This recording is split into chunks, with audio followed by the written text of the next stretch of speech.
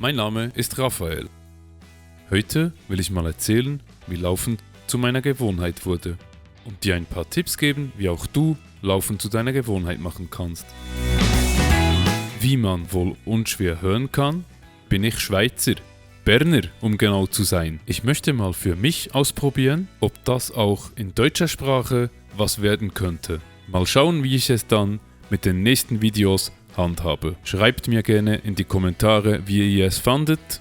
Die Meinungen werden sicher unterschiedlich ausfallen. Aber jetzt zum eigentlichen Thema dieses Videos. Wie habe ich nun Laufen zu meiner Gewohnheit gemacht? Zuerst einmal ist das Warum der wichtigste Faktor für so ein Vorhaben, weil es damals für mich die einzige Möglichkeit war, irgendeinen Sport zu treiben. Der zweite wichtige Faktor ist Spaß.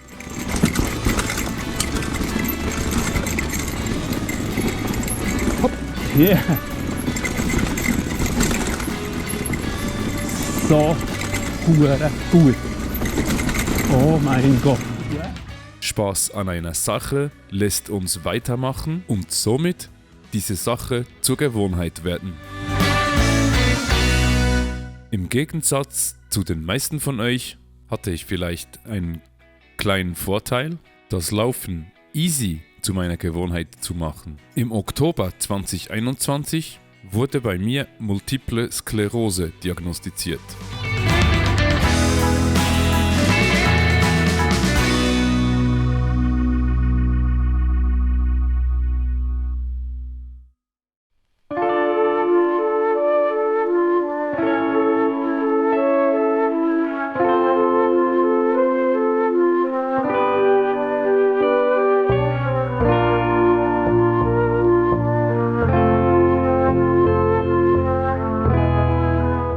Als ich am Tag meiner Diagnose über den kompletten Umfang und die möglichen Auswirkungen auf mein Leben nachdachte, stellte ich fest, dass ich mich immer öfter in Bezug auf meine Prioritäten verzettelt hatte und in den letzten Jahren die Sachen, die mir eigentlich wichtig sind, immer ein wenig durcheinander gerieten.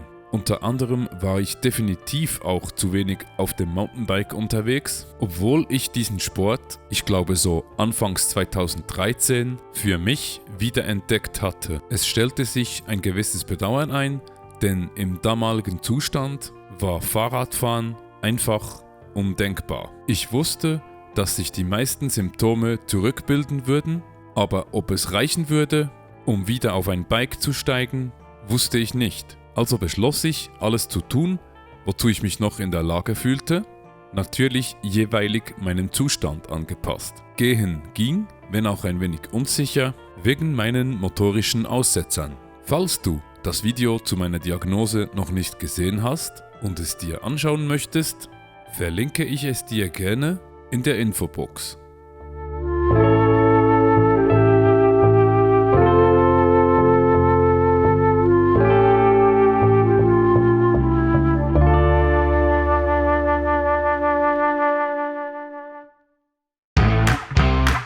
Ich fing schon im Spital an, wenn immer möglich 100% auf den Schrittzähler meiner Uhr zu kriegen, sobald ich das Zimmer verlassen durfte. Während meinem Therapieaufenthalt in Grand Montana konnte man sich Nordic Walking als Teil der Therapie aussuchen, was ich dann auch tat. Während meinem Aufenthalt dort füllte ich die Anzeige auf meiner Uhr, wenn möglich jeden Tag. Nach der Therapie im November wollte ich zu Hause nicht versauern, fühlte mich aber nicht sicher genug, etwas anderes zu tun als Nordic Walking, da ich immer noch unter den in gewissen Abständen auftauchenden Symptomatiken litt. Um meinen neu gefassten Mut nicht zu verlieren, kaufte ich mir sofort Nordic Walking Stöcke und marschierte drauf los.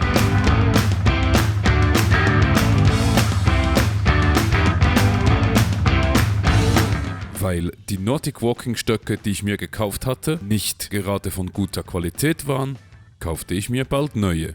Und zwar solche, die nicht den massiven Geräuschpegel verursachten, der beim Aufkommen auf den Boden entstand, was sich anhörte, als würde man mit Stimmgabeln Gassi gehen. Ich fühlte mich zunehmend sicherer, die Symptomatik nahm stetig ab.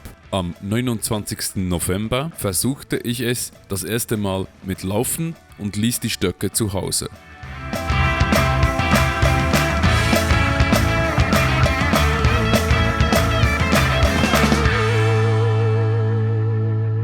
Kleine kurzen Anfälle traten auch während dem Laufen noch auf. Ich habe sie aber einfach ignoriert, was 2-3 Mal fast dazu geführt hätte, dass ich mich hingelegt habe. Es war anstrengend und ich liebte es.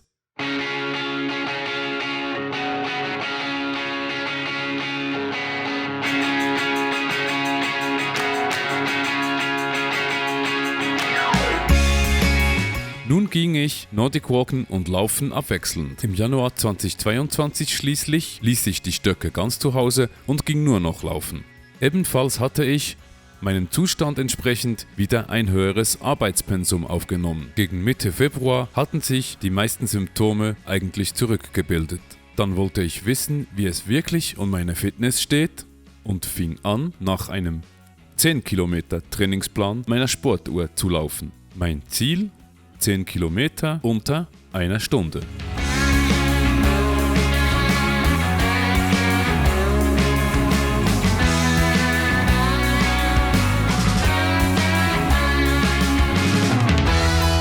Dann kam der eine Tag, 3 Wochen vor dem eigentlichen 10 Kilometer Lauf. Ich hatte meinen linken Turnschuh nicht richtig geschnürt, was sich in auftretenden Achillessehnenschmerzen äußerte. Ich schob den Termin für den 10 Kilometer Lauf um gute 3 Wochen nach vorne.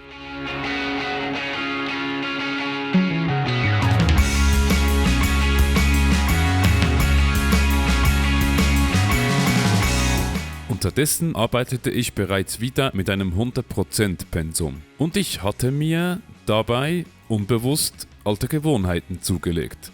Zum Beispiel die gemeine Serien-Binge-Watching inklusive ich nasch jetzt noch was dazu Gewohnheit, ausgelöst durch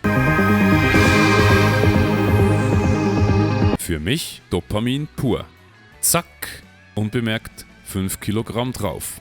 Also neu auf der Anzeige die Zahl 80. Verflucht, der Tag der Wahrheit rückte näher und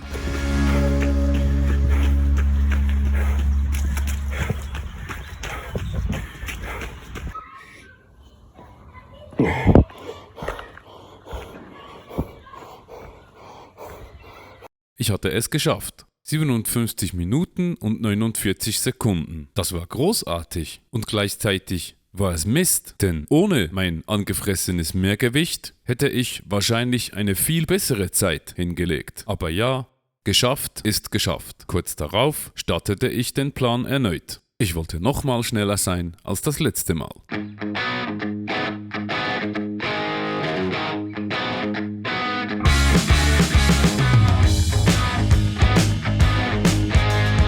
In der zweiten Jahreshälfte 2022 trainierte ich mit etwa gleich viel Trainingswochen wie beim ersten Mal. Leider ließ sich die zusätzlichen Kraft- und Mobilitätseinheiten immer öfter ausfallen, weil ich einfach keine Zeit mehr dafür fand. Natürlich eine rein organisatorische Frage oder eben Gewohnheit. Das rächt sich jetzt nun in Schmerzen bei größeren Distanzen oder intensiveren Belastungen. Ich Vollidiot.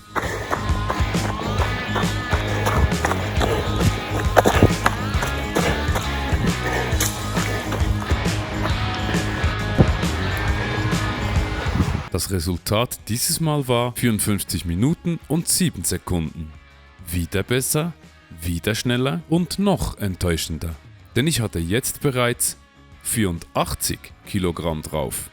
Während meinem Spital- und Therapieaufenthalt hatte ich gleichermaßen viel Bewegung und habe mich ausgewogen ernährt. Und das ist genau der Erfolgsfaktor beim Abnehmen für die meisten Durchschnittsmenschen. Mit 100% Arbeiten kam natürlich auch die vermehrte sitzende Tätigkeit dazu, gepaart mit übermäßigem Essen. Bei mir waren es vor allem zu viele Kohlenhydrate und zwischendurch Snacks wie Nüsse, was ich natürlich nicht auf eine Handvoll pro Tag beschränkt habe, haben auch 4-mal in der Woche nach Trainingsplan Laufen nichts zu einem geringeren Körpergewicht beigetragen.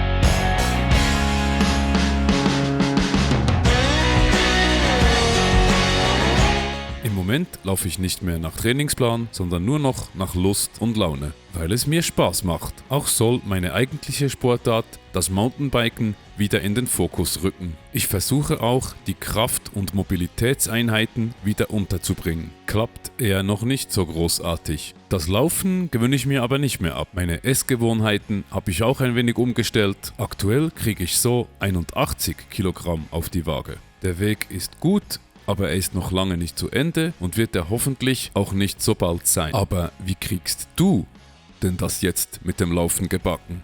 Wichtig ist, dass du dich am Anfang auf gar keinen Fall überforderst. Fang im Kleinen an. Geh nicht raus und kotz dich komplett aus, denn das macht keinen Spaß. Glaub mir, sowas mag der Körper nämlich nicht unbedingt, weil es ihn jedes Mal fertig macht. Jedenfalls meinen. Da geht der Spaß dann flöten, wenn du es schon am Anfang krachen lässt.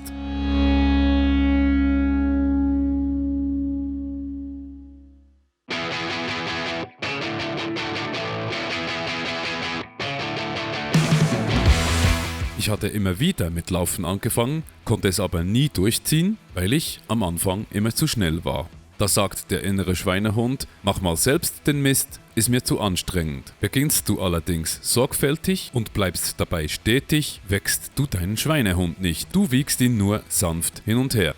Wenn du komplett untrainiert bist, dann gehst du für 2 Wochen an 2 bis 3 Tagen, vielleicht für 2 bis 3 Kilometer oder für eine halbe Stunde schneller spazieren. Wenn du magst, trabst du ab und zu. Wenn du noch ganze Sätze sprechen kannst, ist das Tempo das Richtige. Du kannst jetzt jede Woche die Intensität ein wenig steigern und für ein paar Minuten richtig laufen. Sobald du merkst, dass du keinen kompletten Satz mehr sprechen kannst, gehst du wieder. So steigerst du dich jede Woche ein wenig mehr, aber du überforderst dich nicht. Irgendwann kannst du dann deine 3 Kilometer Runde komplett durchlaufen, ohne zu gehen.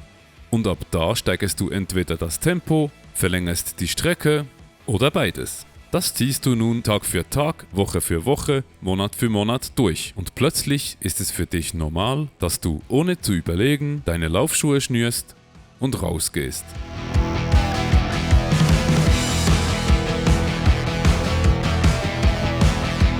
Natürlich bin ich kein Laufexperte und hierbei geht es mir auch nicht darum, dich zu einem zu machen. Dafür gibt es im Internet und hier auf YouTube genügend andere Quellen. Doch freut es mich, wenn ich dir einen Weg weisen konnte, wie du mit dem Laufen anfängst und natürlich umso mehr, wenn du es durchziehen kannst.